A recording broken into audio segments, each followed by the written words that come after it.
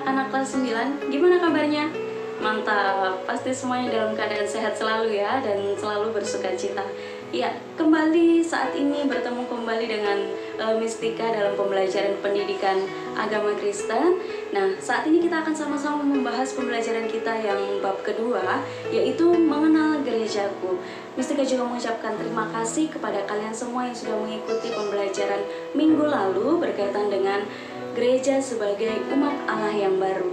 Dan sekarang tiba saatnya kita akan membahas lebih jelas lagi berkaitan dengan mengenal gerejaku. Ini dia. Anak-anak, kita akan siapkan pembelajaran kita hari ini, yaitu di bab yang kedua berkaitan dengan mengenal gerejaku.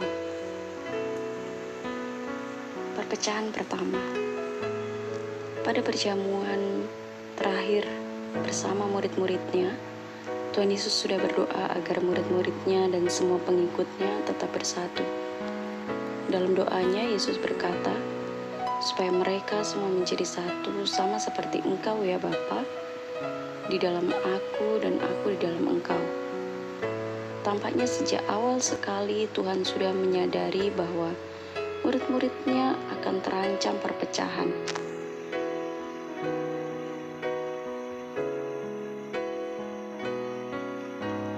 Dalam Kisah Para Rasul 15, kita menemukan bagaimana gereja perdana mengalami perpecahan.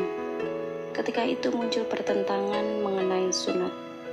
Apakah orang-orang bukan Yahudi yang ingin menjadi Kristen harus terlebih dahulu menjadi Yahudi dengan sunat sebagai tanda? Akibat konflik ini muncul kubu yang saling bertentangan. Ada kelompok Petrus dan Yakobus, kelompok yang lain dipimpin oleh Paulus.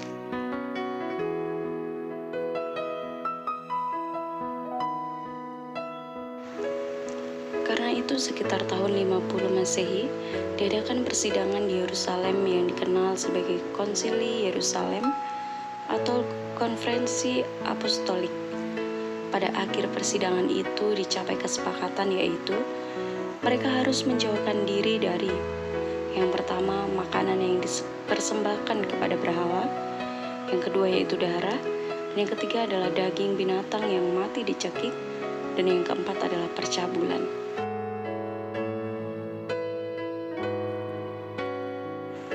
Perpecahan yang diselesaikan di konferensi di Yerusalem itu bukanlah yang terakhir. Kita menemukan banyak perpecahan lainnya sesudah konferensi tersebut. Di Korintus terjadi perpecahan gereja ketika orang-orang saling berkelompok berdasarkan rasul-rasul tertentu. Ada yang mengaku sebagai anggota golongan Paulus, Apolos, Kefas, atau bahkan Kristus. Masing-masing menganggap pemimpinnya lebih hebat daripada yang lain.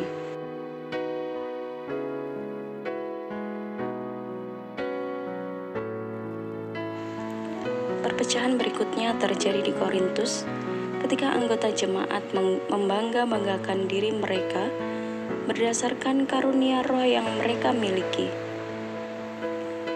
Ada yang membanggakan karunia untuk mengadakan mujizat, membedakan bermacam-macam roh, berkata-kata dengan bahasa roh, menafsirkan bahasa roh, dan lain sebagainya. Paulus menegur jemaat di Korintus dan membandingkan mereka dengan tubuh kita. Sama seperti tubuh yang mempunyai berbagai anggota dengan tugas dan tugas peranannya masing-masing. Setiap orang diberi karunia untuk menjalankan tugas dan peranannya yang berbeda-beda dan saling melengkapi.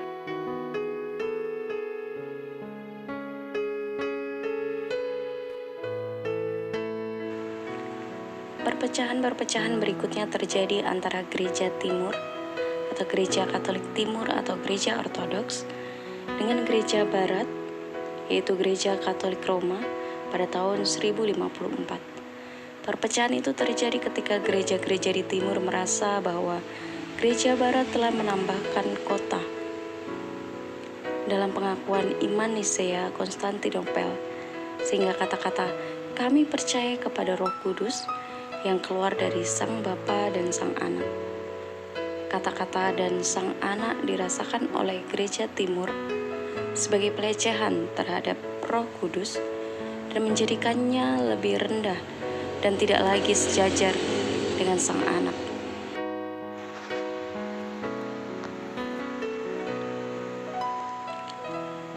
Kekristenan datang ke Indonesia pada waktu yang cukup awal. Beberapa peninggalan sejarah menunjukkan bahwa di Barus, Sumatera Utara, pernah hadir kekristenan Nestorian yang berasal dari Suriah. Bentuk kekristenan ini juga pernah hadir di Tiongkok dan meninggalkan sebuah prasasti besar di Kinan. Namun demikian, sama seperti kekristenan Nestorian di Tiongkok yang kemudian punah, kekristenan Nestorian di Barus pun hilang begitu saja. Mengapa demikian?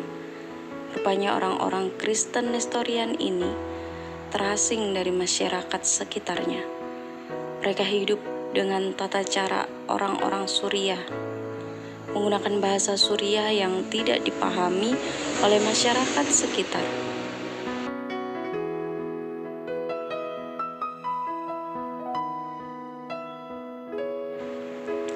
Kekristenan berikutnya datang pada abad ke-16 bersama orang-orang Portugis dan Belanda yang mencari rempah-rempah di Kepulauan Nusantara. Maka terbentuklah kelompok-kelompok Katolik Roma dan Protestan sesuai dengan agama orang-orang Portugis dan Belanda di berbagai wilayah di Maluku dan belakangan di Nusa Tenggara Timur.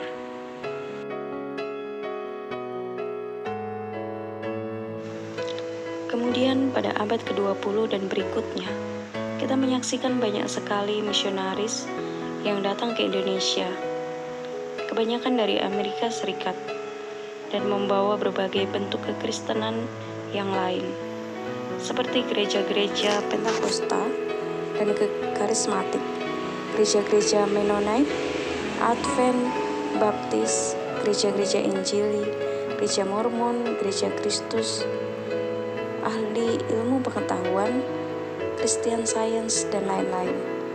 Gereja yang terakhir berkembang di Indonesia adalah gereja-gereja Ortodoks yang berasal dari Timur Tengah atau Suriah dan Yunani.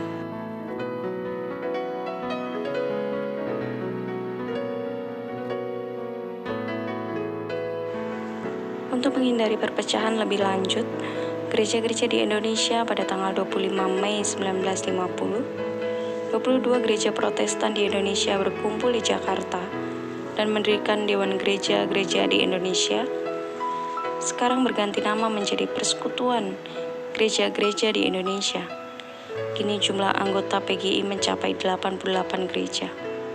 Selain PGI, ada sejumlah organisasi antar gereja seperti PII, yaitu Persekutuan Injili Indonesia, PGLII, Persekutuan Gereja-Gereja dan Lembaga-Lembaga Injili Indonesia, PGPI, Persekutuan Gereja-Gereja Pentakosta Indonesia, PBI, Persekutuan Baptis Indonesia, GMAHK, Gereja Masehi Advent Hari ke-7. Di kalangan Gereja Katolik Roma kita mengenal KWI, Konferensi Wali Gereja Indonesia, yaitu Perhimpunan Para Uskup Gereja Katolik Roma di Indonesia.